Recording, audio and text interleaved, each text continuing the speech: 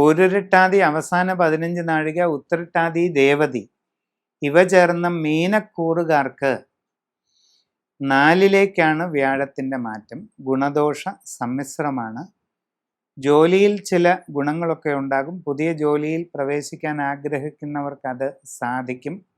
സ്വന്തമായി വിവിധ മേഖലകളിൽ തൊഴിലുകൾ ചെയ്തുകൊണ്ടിരിക്കുന്നവർക്ക് നന്നായി പരിശ്രമം ചെയ്തിട്ടാണെങ്കിലും സാമാന്യം ഭംഗിയായി അവനവൻ്റെ കർമ്മമേഖല നിലനിർത്തിക്കൊണ്ട് മുമ്പോട്ട് പോകാൻ സാധിക്കും.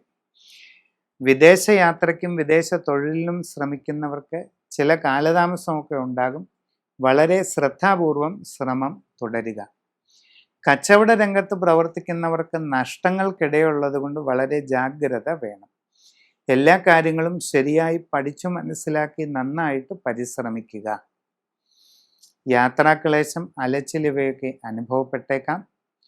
കുടുംബത്തിൽ വലിയ പ്രയാസങ്ങളില്ലാതെ കാര്യങ്ങൾ മുമ്പോട്ട് പോകുന്നതാണ്. മനസ്സിന് ടെൻഷനോ പിരിമുറുക്കമോ ഉണ്ടാകാതെ യോഗ, മെഡിറ്റേഷൻ ഇവയൊക്കെ ശീലിക്കുക. വിവാഹ ആലോചനകളിൽ അധികം വൈകാതെ തീരുമാനമുണ്ടാകുന്നതാണ്. ഗൃഹനിർമ്മാണം നടത്തിക്കൊണ്ടിരിക്കുന്നവർക്ക് അത് പൂർത്തീകരിച്ച് താമസം തുടങ്ങുവാൻ ഉടനെ സാധിക്കുന്നതായിട്ട് കാണുന്നുണ്ട്. വിവിധ മേഖലകളിലായി പ്രവൃത്തി ചെയ്യുന്നവർക്കെല്ലാം നല്ല രീതിയിൽ പരിശ്രമിച്ചാൽ സാമാന്യം ഭംഗിയായി മുമ്പോട്ട് കൊണ്ടുപോകുവാൻ അവസരമുണ്ടാകുന്നതാണ്. മഹാവിഷ്ണുവിൻ്റെ അഷ്ടാക്ഷര മന്ത്രം ചൊല്ലുക. വിഷ്ണു സഹസ്രനാമം പതിവായി ജപിക്കുക.